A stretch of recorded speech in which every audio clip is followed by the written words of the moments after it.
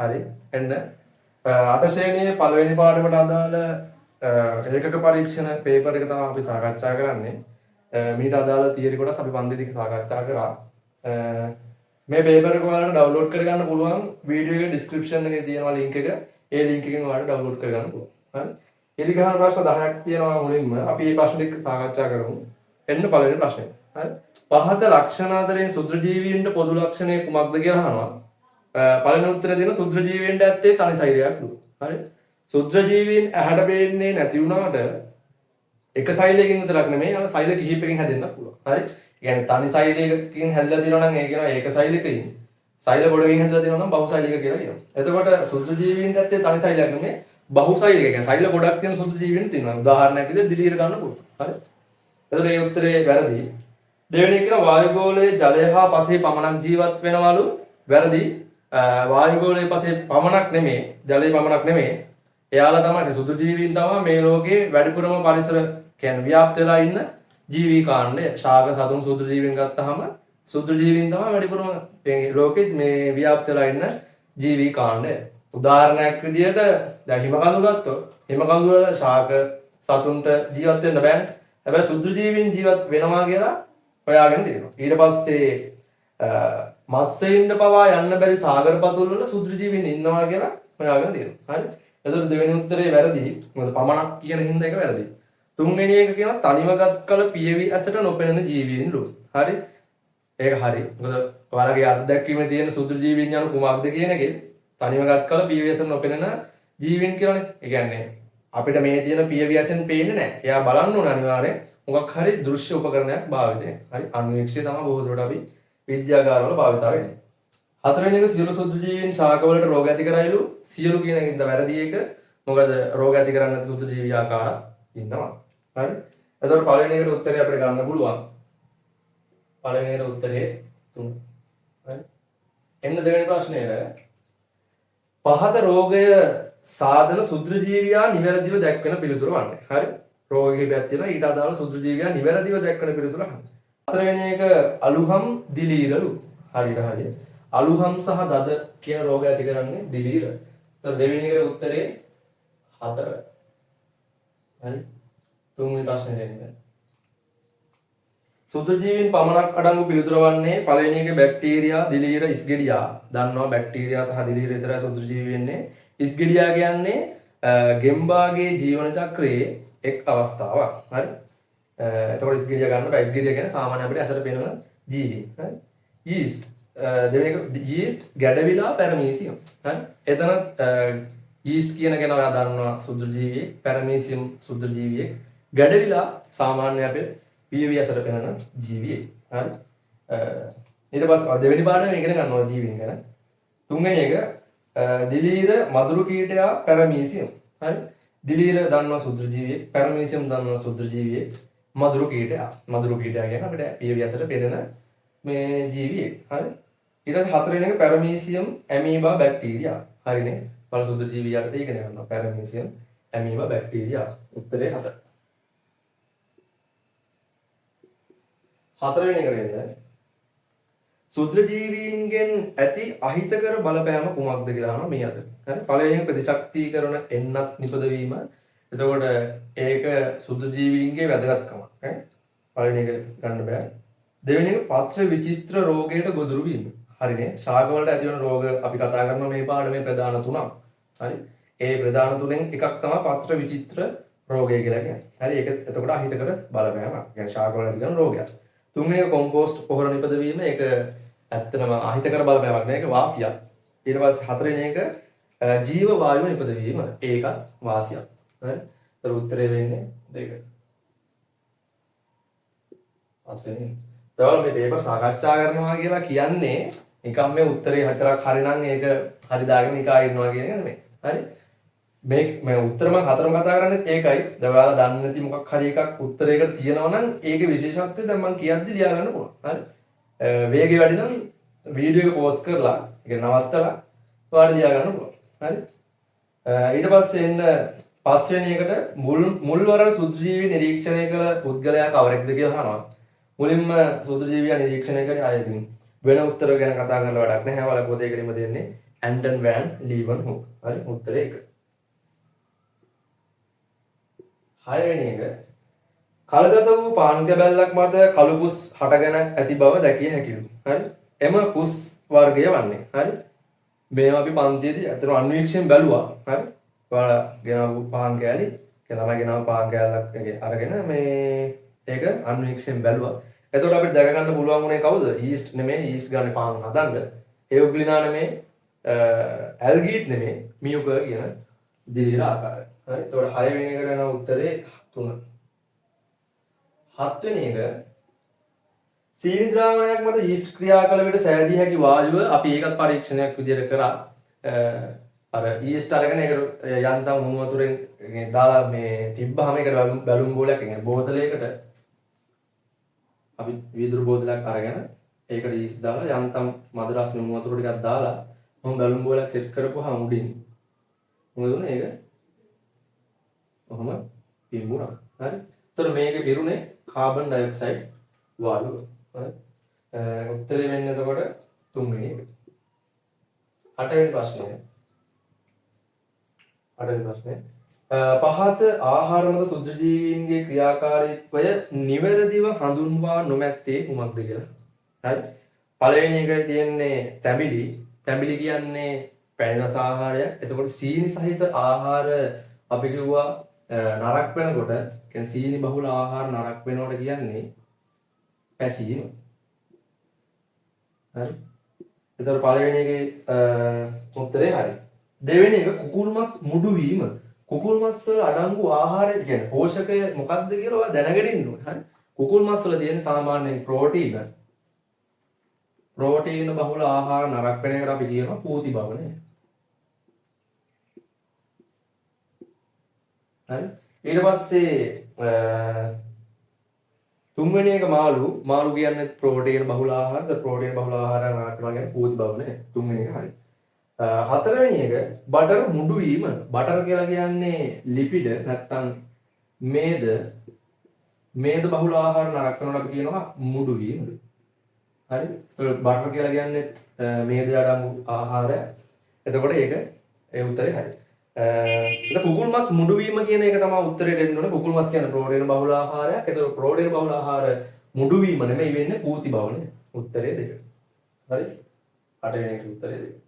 එන්න 9 වෙනි ප්‍රශ්නයට. සුත්‍රජීවීන්ගේ වර්ධනයට හිත කරන උෂ්ණත්වයේ පරාසය මොකක්ද කියලා අහනවා. අපි කිව්වා කාම උෂ්ණත්වය තමයි සුත්‍රජීවීන්ට ඉන්න සුදුසුම උෂ්ණත්වය කියලා. හරි. මේක මතක තියාගන්න ඕනේ. ඒක තමයි කාම උෂ්ණත්වය කියලා කියන්නේ. උත්තරේ වෙනවා 1. 9ට 1.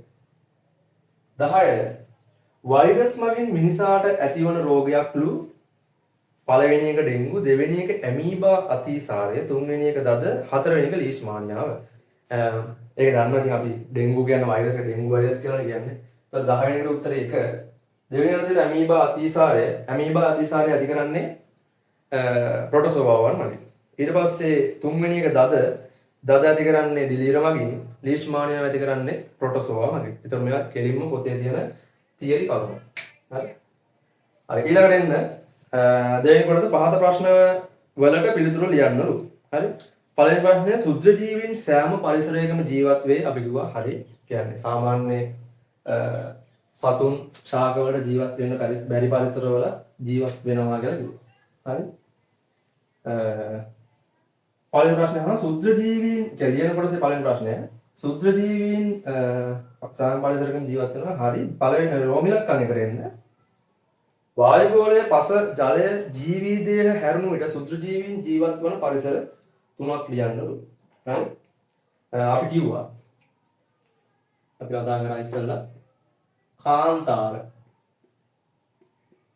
කාන්තාර හිමකඳු සාගර පතුල් හරි. ඊළඟට තව ඕන ලියන්න පුළුවන් ලවණ වගුරු. පේන්නේ නැත්තම් වීඩියෝ එකේ මම හිතන වීඩියෝ එක පේන්නේ නැහැ බෝඩ් එක. මම ලියන්නම් පල්ලේ.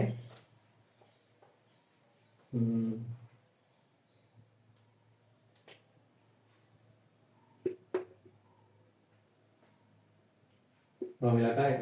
හිමකඳු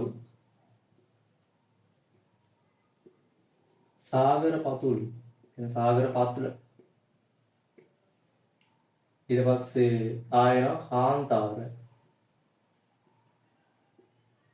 ලවණ වගුරු හරි මේ සාමාන්‍ය සතුන්ට සාගවල ජීවත් වෙන වැඩි පරිසරවල තමයි මේ සුදු ජීවීන් ජීවත් වෙන්නේ.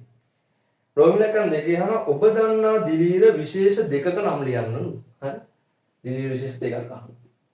ඔබ දන්නවා යීස්ට් කියන්නේ සුදු ජීවියෙක් කියලා ඔයා දන්නවා.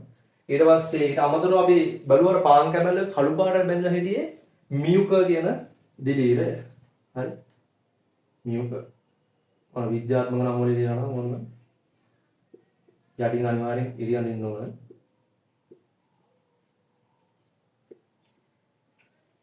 හරි. මෙහෙම අනිවාර්ය නැහැ ඔයාලට. මෙහෙම ලියවන්න. මේ ඇති. හරි. ඊට පස්සේ තුන්වෙනි එක වෛරස් නිරීක්ෂණය කිරීමට කුමන අන්වීක්ෂයක් භාවිතා කරයිද?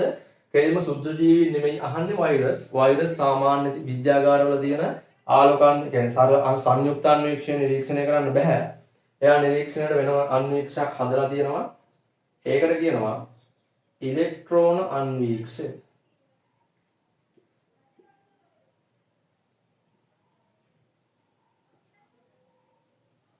ඉලෙක්ට්‍රෝන අන්වීක්ෂය. හරි. ඒක වැදගත් තියෙන්නේ. අනිවාර්ය විභාගේ වැදගත් වෙන ප්‍රශ්න. හතරවෙනි එක ආහාර නරක වීමට බලපාන නරක වීමට ප්‍රධාන හේතු සුද්ධජීවීන්ගේ ක්‍රියාකාරීත්වයයි ආහාරයක් නරක වූ බව හඳුනාගත හැකි ලක්ෂණ තුනක් ලියන්නලු. හරි. ඒවන සාමාන්‍ය දැනීම වර්ණය වෙනස් වෙනවා.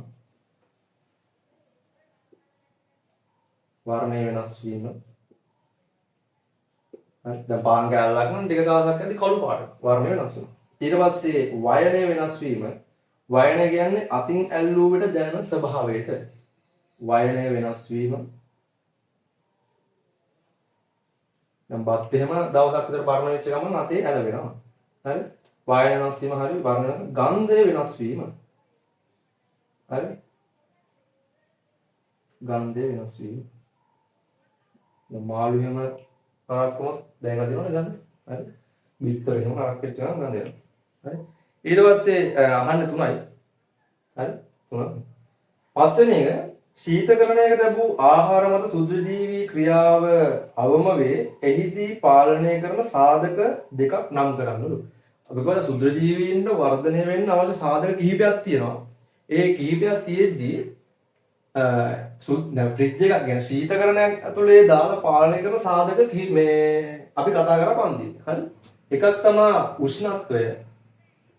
හරි. සාමාන්‍ය කාමර උෂ්ණත්වයට වඩා අඩු උෂ්ණත්වයක් තියෙනවා. උෂ්ණත්වය පාලනය කරන එක. අනිත් එක තමයි තෙතමනය.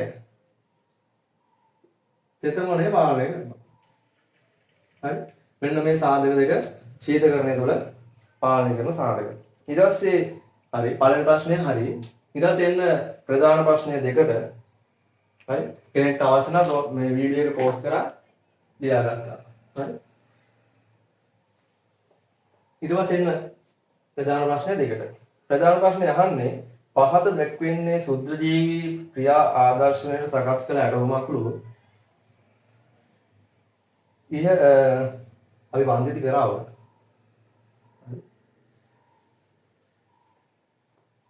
තියෙන්නේ බලන්න බෝතලයක් තියෙනවා.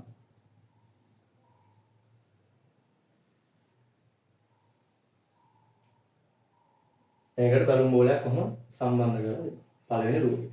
හරි. ඊට පෙර කියන රූපේ එහෙමද? ඊට පස්සේ පසු කියන රූපේ බැලුම් බෝලේ පිම්බිලා දෙනවා.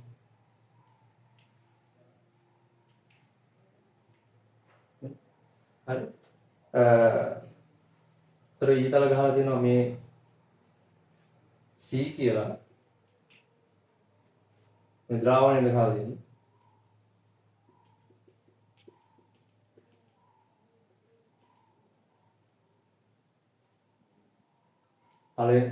පළවෙනි තියෙන පෙර කියන බෝතලේ ද්‍රාවණය පොඩ්ඩක් අඩුවෙන් තියෙන්නේ. පසු කියන බෝතලේ පොඩ්ඩක් උඩට ගිහිලා තියෙනවා. හරි. ද්‍රාවණයේ C බෝතලයට ඉරක් ගහලා දෙනවා B බැලුම් බෝලට ඉරක් ගහලා දෙනවා A ඊළඟ. හරි. අහන්නේ ඉහත ඇටෝමෙහි ABC නම් කරන්නලු. හරි. A බැලුම් බෝලය දෙවෙනි ප්‍රශ්නේ අලින්නේ A කියන්නේ බැලුම් බෝල B කියන්නේ බෝතලය හරි වීදුරු බෝතලය කියලා ඉවර අවුලක් නැහැ. ඊට පස්සේ C කියන්නේ ඊස්ට් ද්‍රාවණය හරි. ඊට පස්සේ දෙවෙනි එක තමයි මෙහිදී දැකිය හැකි නිරීක්ෂණ 3ක් ලියන්නලු. හරි.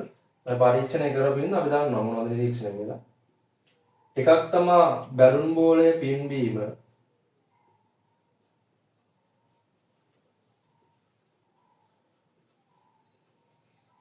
බැලුන් බෝලයේ පිම්බීම කියන්නේ පිම්බිලා දෙනවා ඒක නිරීක්ෂණයක්. දෙවෙනි එක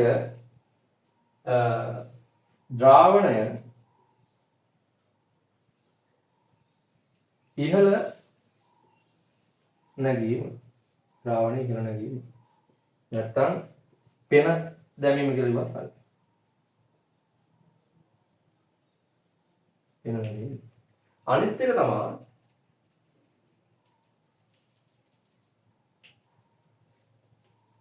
මධ්‍යසාර ගන්ධයක් ඇතිවීම.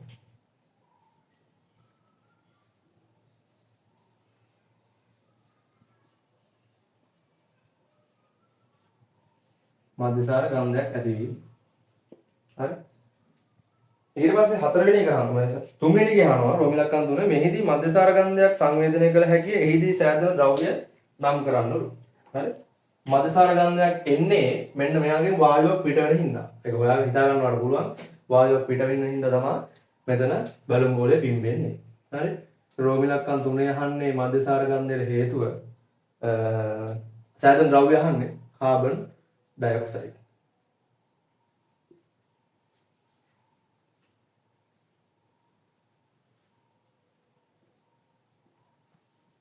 වායුව පිටවීම.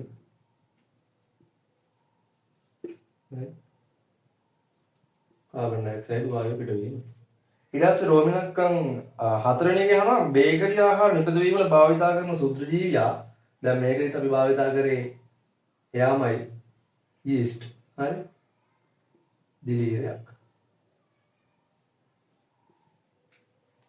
ඊට පස්සේ අහනවා එහිදී ආහාර පිපීම සිදුවන්නේ කෙසේද?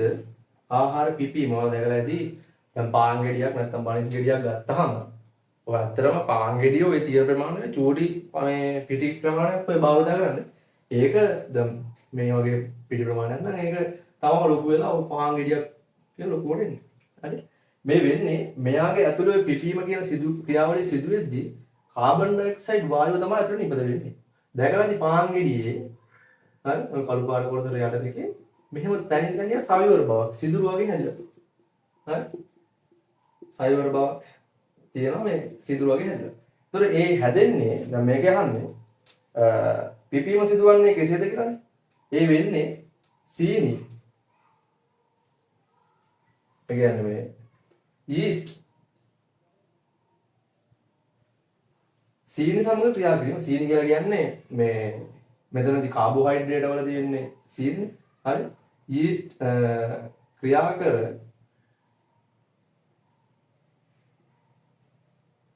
කර කාබන් ඩයොක්සයිඩ් වායුව පිට කිරීම නිසා. හරි. ඊට පස්සේ yeast ක්‍රියා කරගම දැන් මෙතන කාත් එකද ගන්න එහෙනම් ගැලපෙන්න දෙපා yeast කාබෝහයිඩ්‍රේට්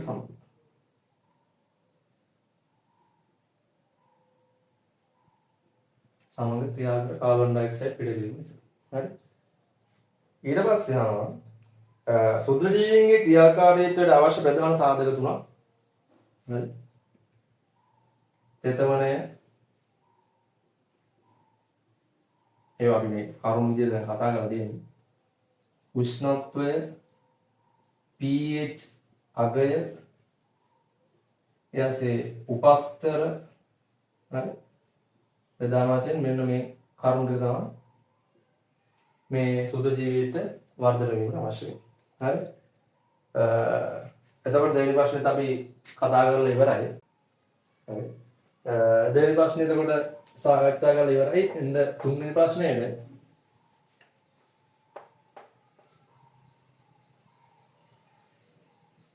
තුන්වෙනි ප්‍රශ්නේ අහන්නේ සුද්ධ ජීවීන් මිනිසාට ප්‍රයෝජනවත් මෙන්ම හානිදායක අවස්ථාද තියෙනවාද? පළවෙනි එක අතීතයේ සිට සුද්ධ ජීවීන් භාවිතයෙන් සිදු කළ කර්මාන්ත හතරක්. අතීතයේ සිට. හරි. මේ පාඩමේදී මෙයාලගේ වාසිය නැත්නම් කර්මාන්ත සඳහා යොදා ගන්න අවස්ථා අපි කීපයක් කතා කරනවා. තුන්වෙනි ප්‍රශ්නේ රෝමිලක්කක් එක. හරි. අතීතයේ සිට භාවිතා කරපු අවස්ථා අහන්නේ. එතකොට අතීතයේ හිටපු මිනිසුන් අපි සුද්ධ ජීවීන් භාවිතා කරලා තියෙනවා කොම්පෝස්ට් හදන්න. හරි. කොම්පෝස්ට් නිෂ්පාදනයේට ඊට පස්සේ ආය අරගෙන තියෙනවා බේකරි කර්මාන්තයට.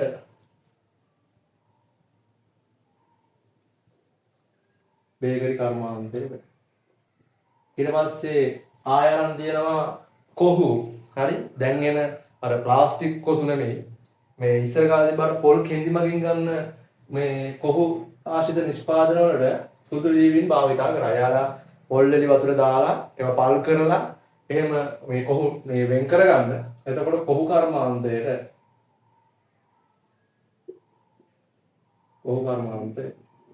හරි.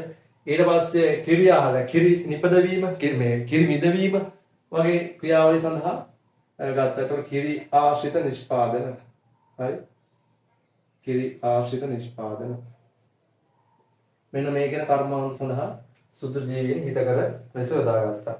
දෙවෙනි එකේ ඉන්න සුදු ජීවීන්ගේ මිනිසාට ඇති අහිතකර බලපෑම් තුනක් සඳහන් කරන්නලු. හරි. ප්‍රධානම අහිතකර බලපෑම තමයි ලෙඩ රෝග ඇති කිරීම. ලෙඩ රෝග ඇති කිරීම. හරි. ඊට පස්සේ එනවා ආහාර නරක කිරීම. ආහාර නරක කිරීම. හරි. ඊට පස්සේ අජීවී පෘෂ්ඨ මත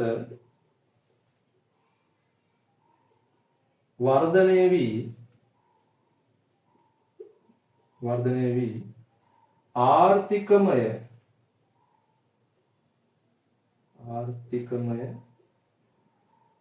හානි සිදු කිරීම. හානි සිදු කිරීම. ඒ කියන්නේ දැන් අජීවී පෘෂ්ඨ කියලා කියන්නේ ඔය ජලය එහෙම වැඩිපුර රැඳෙන ස්ථානවල දැකලා තියෙනවා බිත්තිවල එහෙම. හරි. ජලය නිතර වැස්සෙන ස්ථානවල කොළ පාටට බැඳලා තියෙනවා ඇල්ගී జాතිය. හරි. ඇල්ගී කියලා කියන්නේ සුදු ජීවී ආකාරය. ඊට අමතරව ඊට පස්සේ ඇදුම් වල පුස් බැඳීම වගේ. හරි. අන්න ඒ වගේ අජීවී පෘෂ්ඨ මත වර්ධනය වීම නිසා ආර්ථිකමය අවාසි නැත්තම් හානි සිදු කරනවා. හරි. අවාසි. ඊට පස්සේ ඉන්න සුදු ජීවීන්ගෙන් සතුන්ට වැළඳෙන රෝග දෙකක් ලියන්න කියනවා. සුදු ජීවීන් මගින් සතුන්ට වැළඳෙන රෝග අපි මේ පාඩමෙන් තුනක් කතා කරනවා. එකක් තමයි මුඛ සහ කුර රෝගය. කුර රෝගය. මේක හරක් වගේ සතුන්ට වැළඳෙන්නේ. හරි. කුර තියෙන සතුන්ට හරක්. කුර තියෙන සතුන් හරක් පස්සේ ඒ වගේ සතුන්. ඊට පස්සේ ඊළඟ ජල බීතිකාව. ජල බීතිකාව. මේක බල්ලොන් හැදෙන්නේ. පිස්සු බල්ලෝ කියලා කියන්නේ. හරි ජල බීතිකාව. ඊට පස්සේ අනිත් එක තමයි බුරුළු ප්‍රදාහය. බුරුළු ප්‍රදාහය. මේක එළදෙනුන්ට වගේ හැදෙනවා. ඊට පස්සේ එන්න හතරවෙනි එක ප්‍රොටෝසෝවන් මගින් මිනිසාට සෑදෙන රෝග තුනක් සඳහන් කරන්නලු. ප්‍රොටෝසෝවාවන්. හරි. එකක් තමයි ලීෂ්මානියාව. ලීෂ්මානියාව. අනිත් රෝගය තමයි ඇමීබා අතිසාරය. ඇමීබා අතිසාරය. ඊට පස්සේ අනිත් රෝගය තමයි ලාදුරු. ලාදුරු. හරි. හරි. මේ රෝග තුන ප්‍රොටෝසෝවාම වගේ නේද? හරි. ඊළඟට සුදු ජීවීන්ගේ පහත ශාකවලට වැළඳෙන රෝග මොනවද කියලා අහනවා. පළවෙනියට තියෙන්නේ අර්ථාපල. අර්ථාපල වලට හැදෙනවා අංගමාරය කියන රෝගය. අංගමාරය. හරි. ඔයාලා පොතේ තියෙන මේ රෝගය. හරි.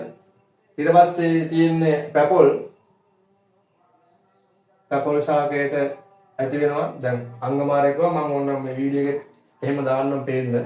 හරි. මේ තියෙන අංගමාර රෝගය.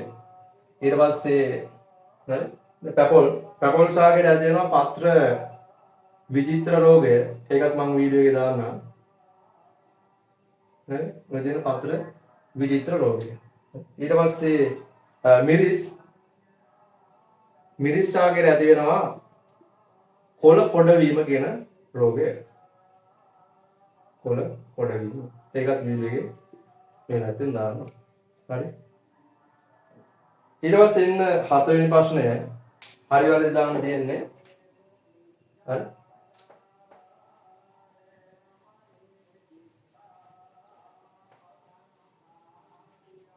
හතරවෙනි ප්‍රශ්නය. හරි නම් හරි ලකුණද වැරදි නම් හතර ලකුණ දාන්න එක.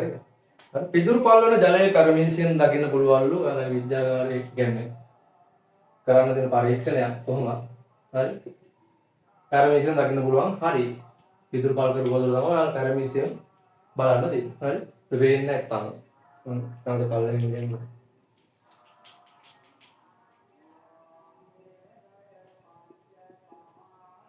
පළවෙනි එක හරි. පැරමීසියන් පිදුරු පාල කරපු වල බලන්න පුළුවන්. ඇඳුම් වල වර්ධනය වන කොල්කුස් බැක්ටීරියාවක් වල අපක පුස් වර්ග පාන් වල උනත් හැදෙන පුස් වර්ග දිලීර. හරි. ඒතොර ඒක වැරදි. බැක්ටීරියාවක් කියන එක වැරදි. තුන්වෙනි එක පරිසර සමතුලිතතාවය ආරක්ෂා කිරීමට සුදු ජීවීන් වැදගත් නොවේ කියලා කියනවා. සුදු ජීවීන් වැදගත් වෙනවා. පරිසර සමතුලිතතාවය කියන්නේ දැන් ශාක සහ සතුන් කියන ජීවීන් මේ ලෝකේ කියන්නේ යම් කාලයකදී මැරෙනවා. හරි. ඒ මැරිලා එකතු වුණොත් මේ පරිසරයේදී එකතු වුණොත් එහෙම මේ පරිසරේ ගොඩ ගැහෙනවා. දැන් මලමිනිහෙම එකතු වුණා කියන්නේ ඒතොර අපිට ජීවත් වෙන්න පරිසරයක් නැද්ද? හරි.